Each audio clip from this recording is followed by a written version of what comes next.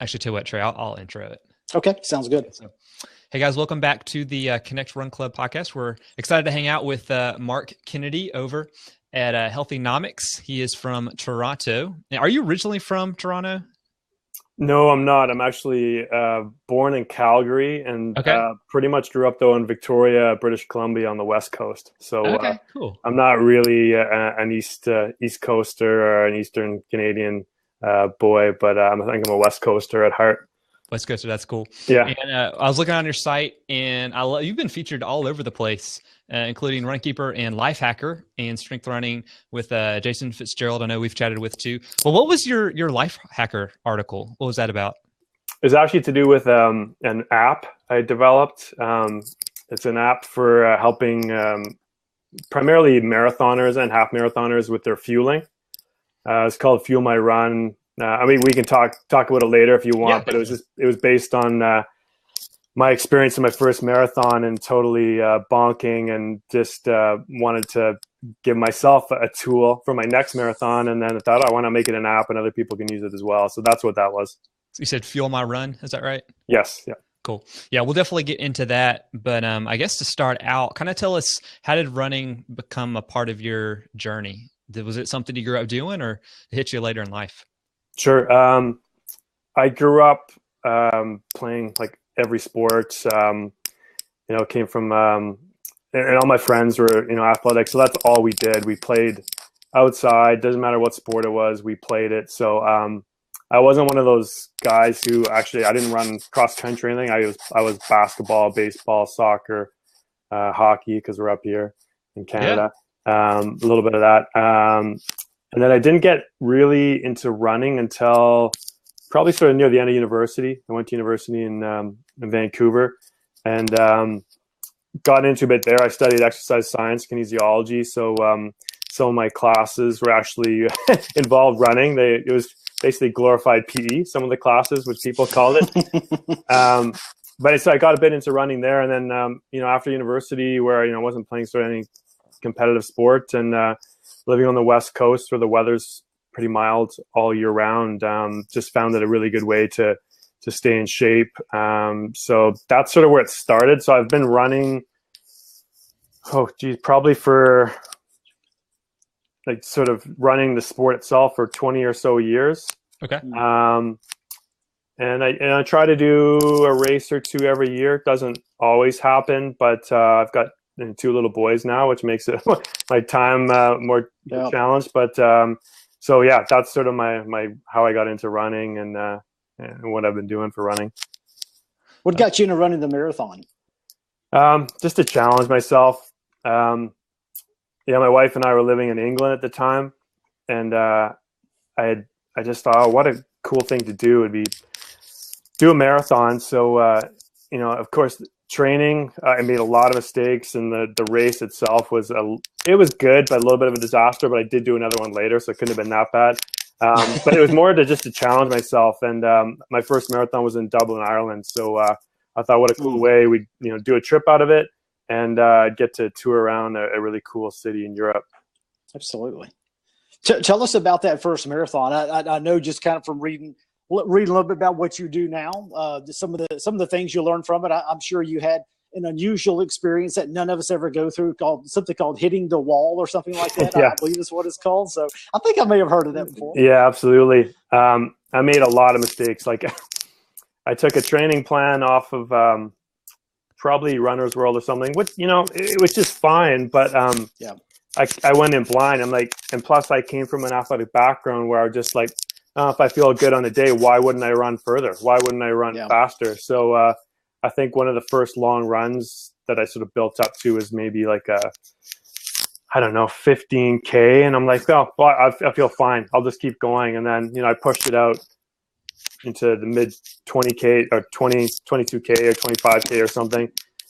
And I did it again the next week. And then all of a sudden, oh, my foot's hurting. And then you go to physio, oh, you've got plantar fasciitis. And then I sort of managing that, still running, and then all of a sudden my knee's hurting, and I go back. You got IT band syndrome. So like I'm making every mistake in the book. I also changed my running shoes, which I had a pair of running shoes the Mizunos that I always just sort of upgraded my Mizunos each year, and then I tried another pair. So, don't do that when you're training for a marathon. Don't change your equipment.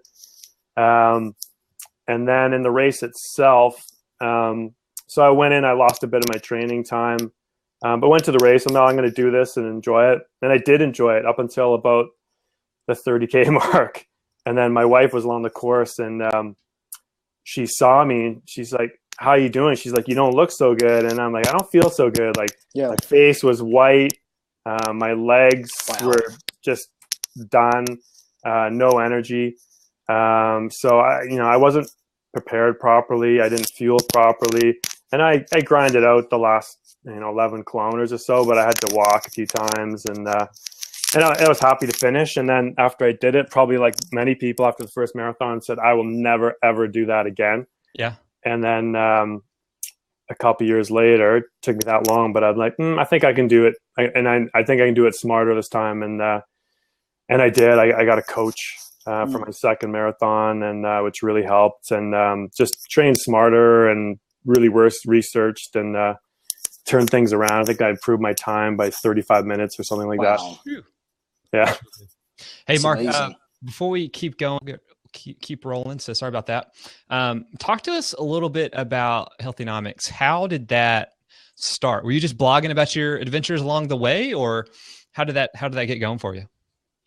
Healthynomics started for me as an outlet to from, I guess I studied, as I told you, I studied exercise science, but actually I work in the finance investment world now, and I have been doing that for quite a long time. But for me, it was just a way to stay in touch for my passion for exercise science and healthy living and fitness. And it was actually my brother and my wife.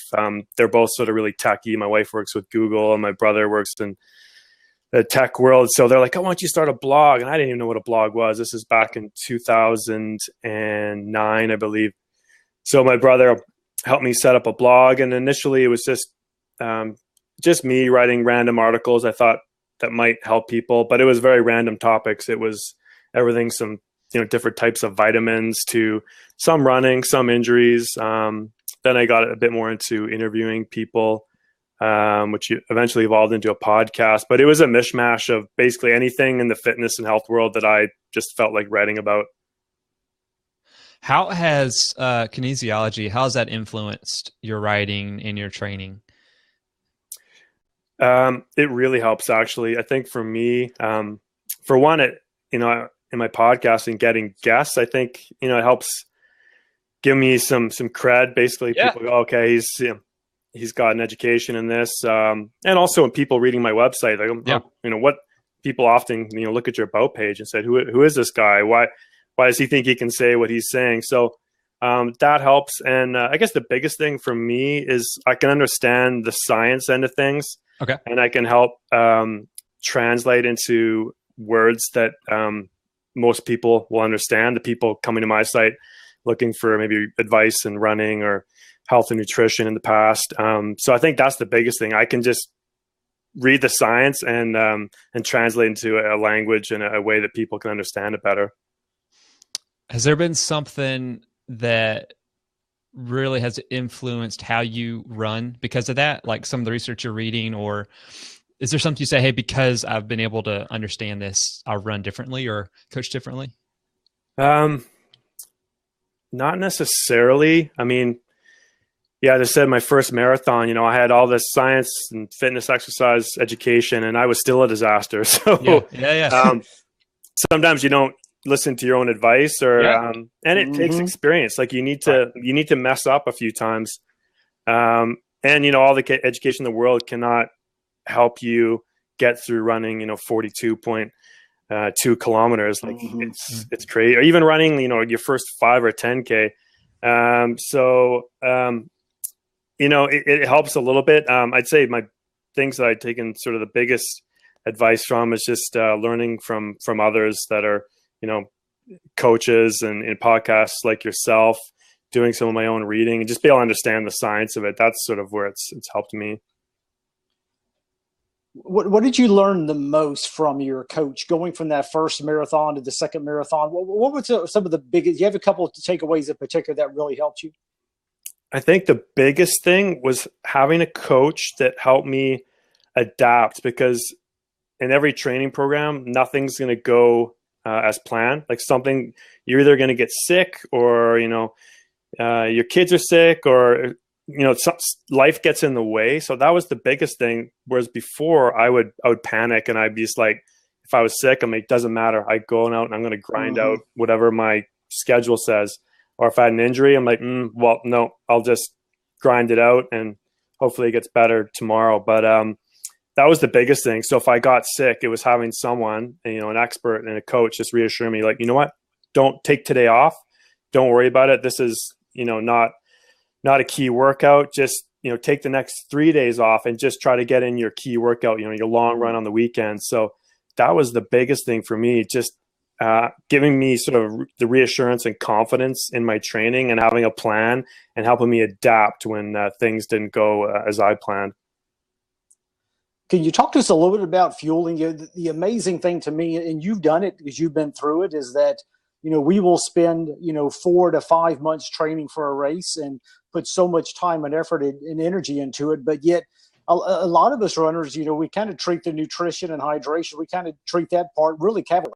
It just kind of, whatever we can find, we kind of use. And but I don't think we put a whole lot of thought and process into it a lot of times. Can you talk to us a little bit about kind of your findings? Sure. Yeah. As I said, in my first marathon, I made some training mistakes, but another thing I did, I didn't really pay attention to fueling at all. I just I'm like, oh, there's Gatorade, or I think in Dublin it was Lucasade, which is, similar to Gatorade over in Europe. I relied on that, and I had a couple gels, and I just kind of winged it, and that's not good enough. I think if you really want to be serious, especially when you're getting up to running a marathon, that you've got to take your fueling as serious as you take your running. And if you don't, you're kind of leaving some of your training on the table.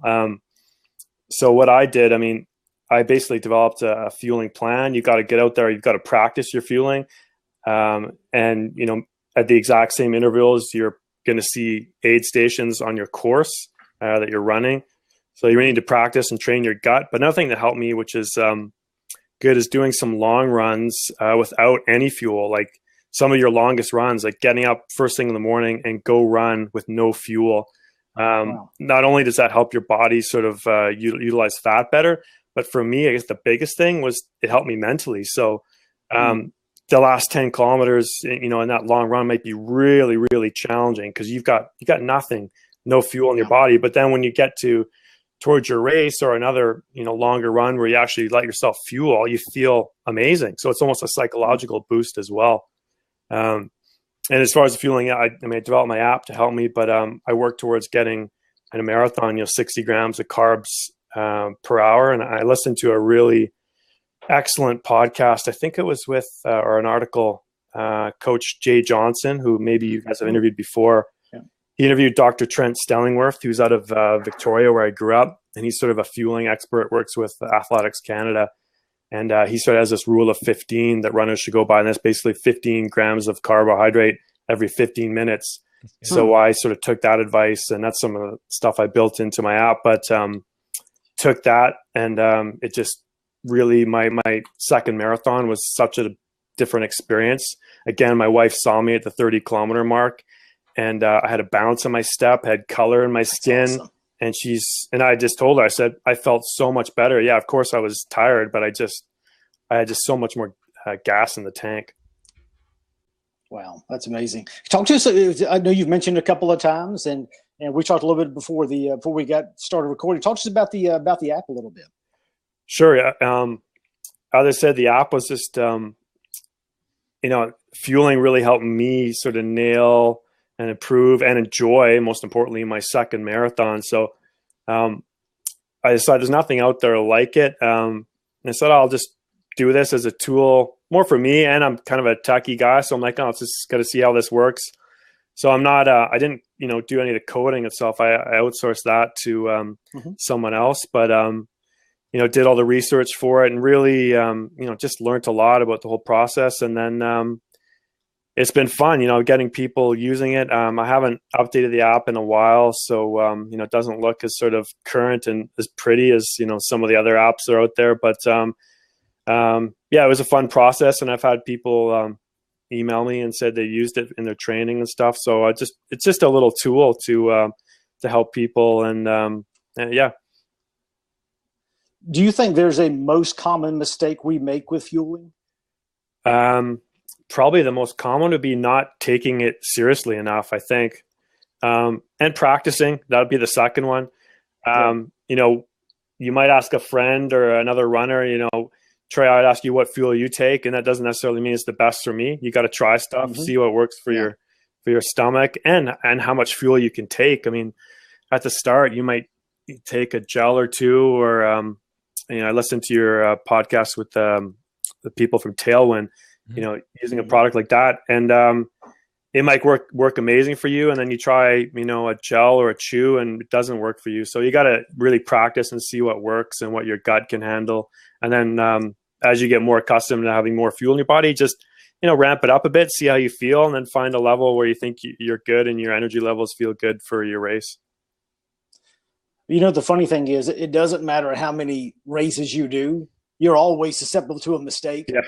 I guess it was just over a year ago. I did the Disney Marathon, and I was on beautiful time. Everything was going great. Get to mile 18, and I tried something I never tried before, fueling wise, and it was just like, after the race, it destroyed me the last 10K of that race. And after the race, you're just like, I know better. Yeah, I've run so many. I'm like, I know better. It is amazing how we still will just make the most amateurish mistakes no matter how long we've been doing it. Yeah, and if fatigue will do that to you. That's the truth. That's the truth. Now you do a podcast as well, is that right? I have a podcast as well. I'm not I don't keep it as current or release as many episodes as you guys do. And it's sort of diminished as I got two boys now, two little boys, so that's happened. But I've got some really good episodes, some really good guests on there. So people, if they want to check that out, and I've got a few more episodes lined up. So it's one of those ones, if you want sort of the weekly podcast or whatever, there's lots of other good running ones, but I do, update it periodically and get some really good guests, and the past interviews are, they're always still, mostly current and great to listen to. Are there some, whether it's runners or coaches or other experts, who are some of the folks that you're learning from? Previous podcast guests definitely had Jeff Galloway, who was awesome. Really respect him and his running career, and then thousands and thousands of people he's impacted in the running community. Matt Fitzgerald, I've had him on. He's just awesome. I think you guys interviewed him as part of your series. I've got one of his books in front of me here, which I really liked. Jason Fitzgerald. I've been on his website a couple times, talked to him, and he's been on mine. And I love what he's doing. Really respect him. Jay Johnson, another one I really like. On my podcast as well, I did a beginner runner series. I had Jay Deshari. I'm not sure if you know Jay. He's a physiotherapist out of Oregon, and he works with a lot of elite athletes. And he was awesome, just coming at it from a preparing your body and a running injury standpoint. There's ton. I mean, every guest I have on, I learn a ton from, and that's part of the fun. Is there a particular whether it's a particular drink or whether it's a certain nutrition, are there certain go-tos that you have kind of found for you that works now? As far as fueling goes? Yeah, as far as fueling goes. My last few races, I like the Cliff shots, I think they're called. Okay. The chewy ones. Yep. Yeah, I like those. I love gummy sweets, so anything like that. So for me, I'm like, this is like candy. I gotta be careful I don't fuel too much. So I would say those, and for sport drink, just Gatorade probably.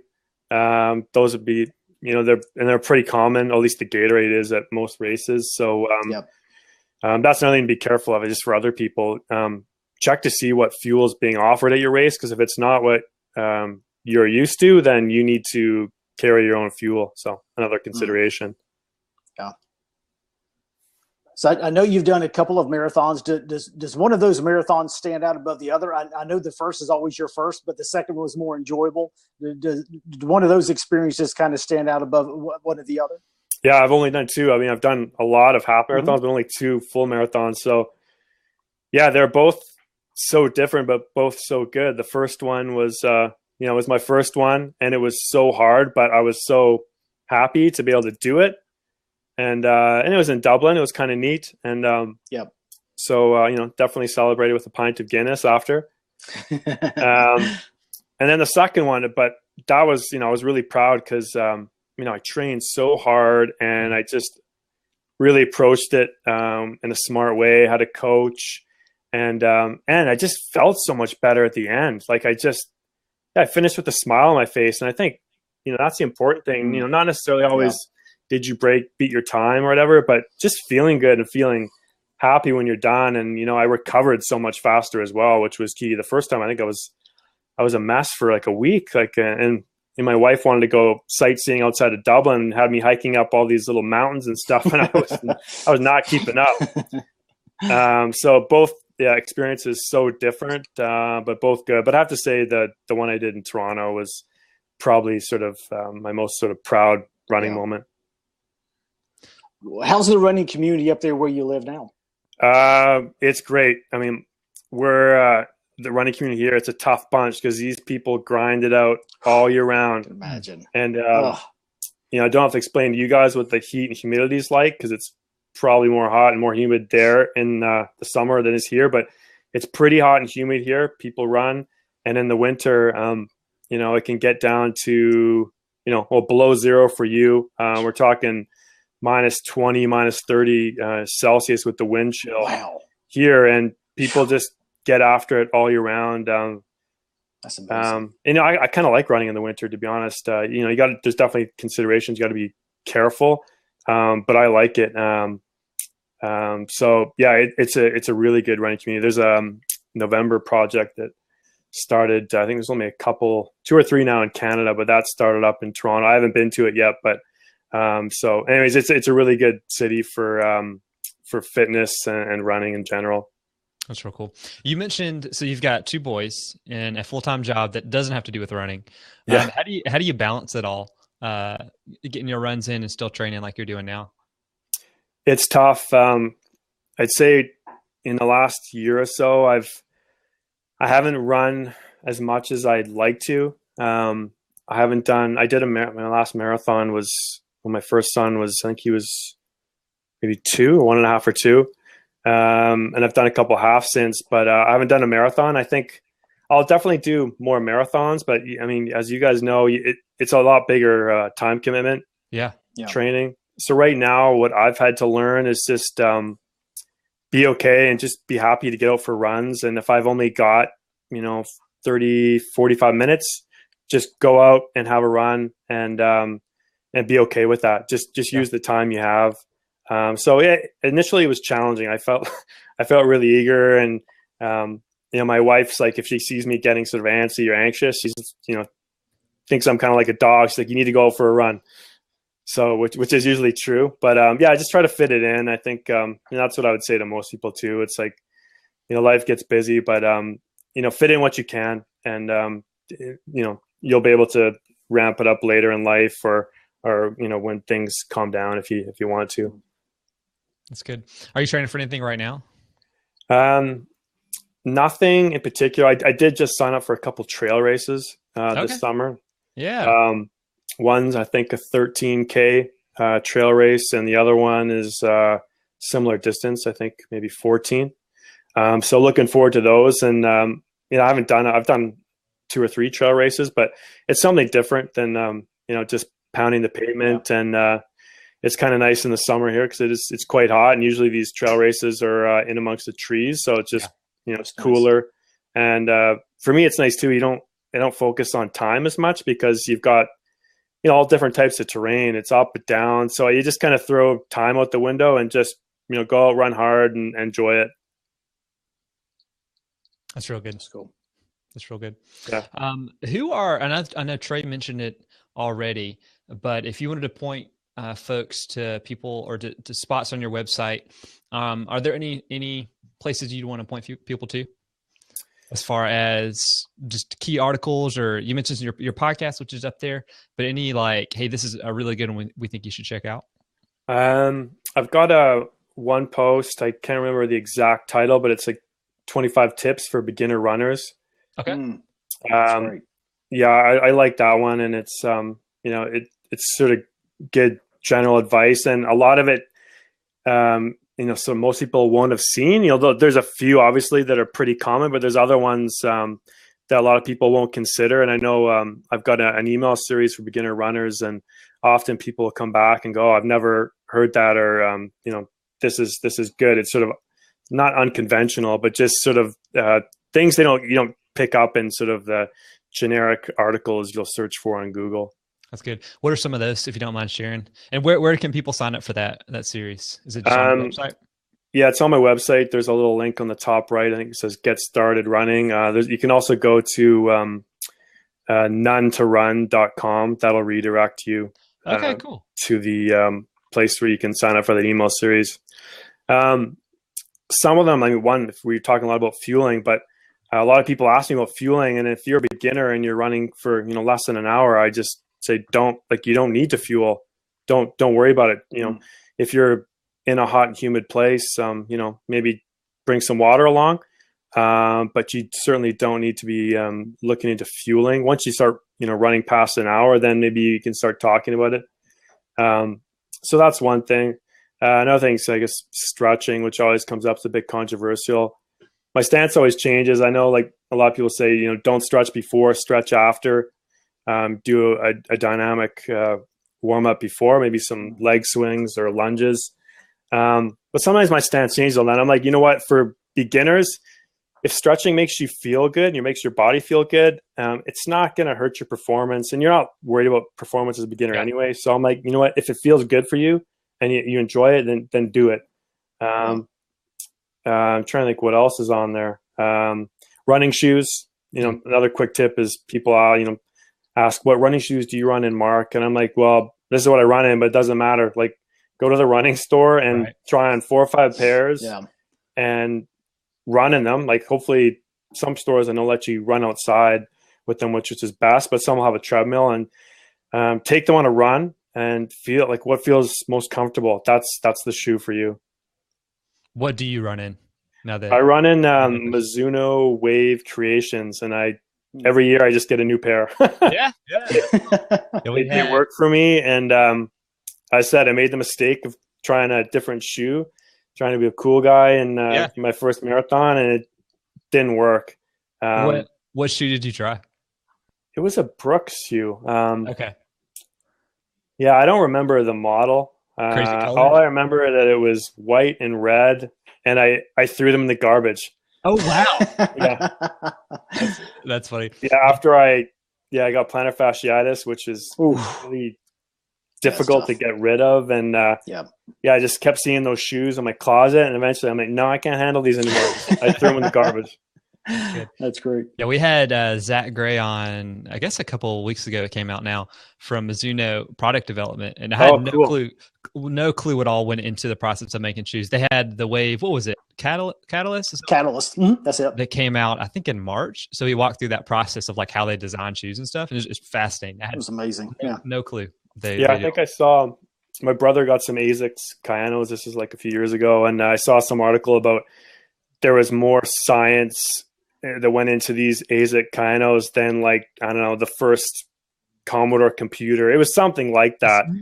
Yeah. Wow. Yeah, and it's my brother. Like he loves that. He's like, look at all the science in my shoes. That's so good. Well, as we're kind of wrapping up here, I think you might have mentioned it, but we like asking a couple questions. The first is, do you have just a favorite running experience? You said the first marathon was good, other than the injury. The second was even better. But did you have a favorite race that you've been a part of? Favorite race? It's probably in Victoria where I grew up. And Victoria's got a crazy running community. It's it's where a lot of the national team runners train. So anyways, it's probably the 10K out there, which I did every year for a long time. It's probably my favorite, and I'd love to do the marathon in Victoria, but it's either of you been to Victoria, British Columbia? No. Anyways, I'm in Toronto, not Victoria. Okay. It's I'm biased, but it's a beautiful place. It's on an island, and the whole runs along the ocean, and you can see the Olympic Mountains in Washington State across the ocean. Anyways, it's just beautiful. So just that run's probably my favorite, and hopefully one day I'll get to do the Victoria Marathon there. Is it the TC 10K? Is that it? That's it. The Thrifty Foods. Times Colonist 10K. Yeah. Is it the scenery? Is that what makes it the favorite for you? The most memorable?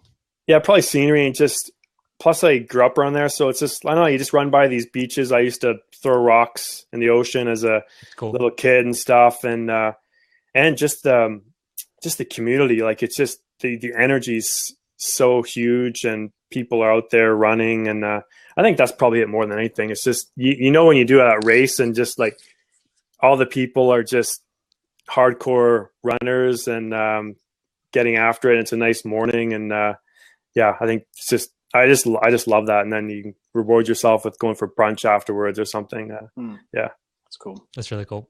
And then the next piece, who are you learning from? You mentioned a lot of great folks on your podcast, but there are people, books that you're reading or coaches that you're following that you'd recommend that runners check out? I've got a couple books in front of me. The Matt Fitzgerald's, I mean, all of his books. Yeah.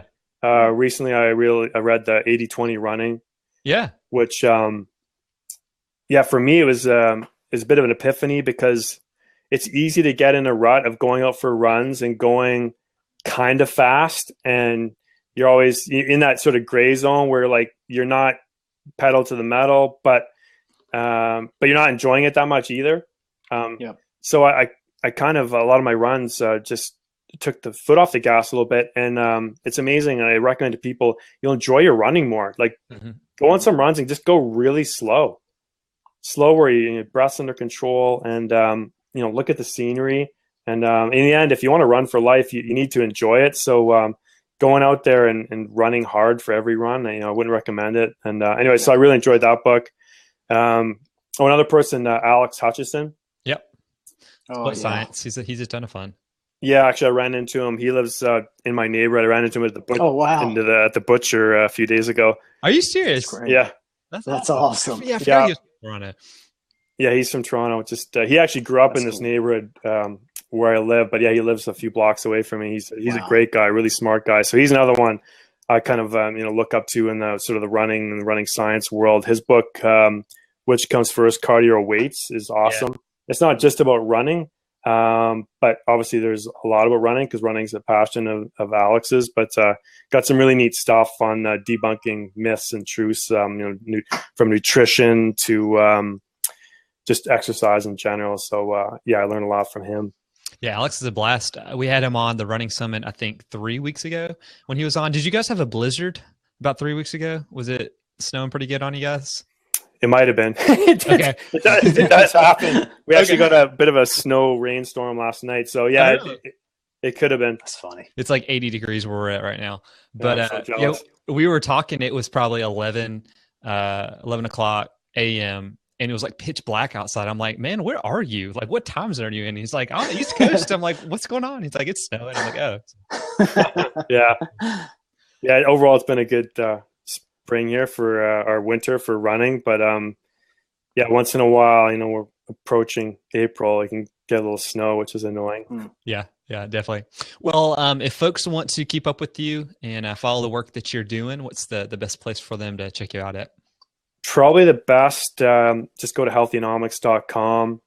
I am on Twitter. I don't update it as much, or I guess liaison there with people as much as I used to, but I still go on there. It's Mark L. Kennedy is my Twitter handle.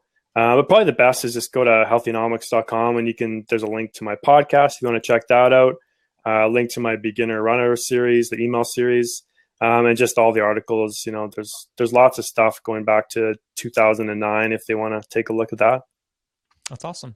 Well, we had a blast chatting with you, and I look forward to diving into your podcast. You guys have some fun guests on there, like Rick Roll, who I have not. I've listened to his, and he's nuts. So, but thanks so much for hanging out with us and chatting. And we look forward to talking to you soon. Maybe coming up to Canada, and Trey hopefully will be able to run again. So, yeah, absolutely. One day. Yeah, I'd love to go for a run with you guys one day. Anyways, thanks very much for having me. Yeah, it's our pleasure. Thanks, Mark. We'll talk soon. Thank you so much. Thank you.